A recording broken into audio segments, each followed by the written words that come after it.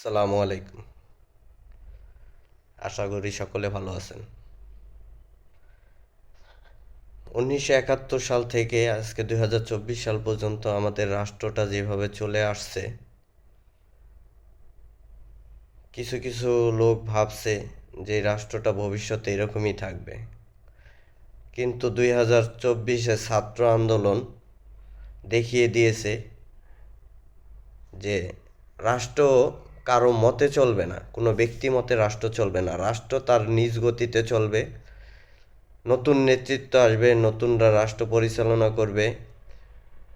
আর দ্বিতীয়ত, এই রাষ্ট্রে কেউ যদি কোনো অকারেন্স করে রাষ্ট্র ক্ষমতায় থাইকা, তাদের পরিণতি কী হবে আজকে 5ই ফেব্রুয়ারি দেখিয়ে দিয়েছে ছাত্র জনতা।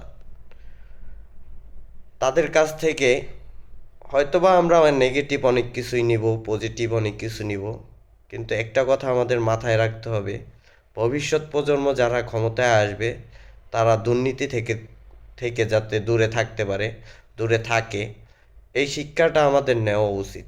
এটা আমাদের নৈতিক শিক্ষা নিতেই হবে। অন্যথায় ভবিষ্যতে এরকম না হয় কারোর সাথে। আজকে 32 নম্বরের বাড়ি, ঐতিহাসিক বাড়ি, যেটা আজকে ভেঙে ফেলা হইল। আজকে খুলনাতে বাড়ি ভাঙা হইছে, কুষ্টিয়াতে মন্ত্রীদের বাড়ি ভাঙা হইতেছে। এই যে যারা দুর্নীতি করছে, দুর্নীতিগ্রস্ত যারা ছিল, দুর্নীতির সাথে জড়িত যারা ছিল, সকলের বাড়ি কিন্তু আজকে ভাঙচুর হচ্ছে।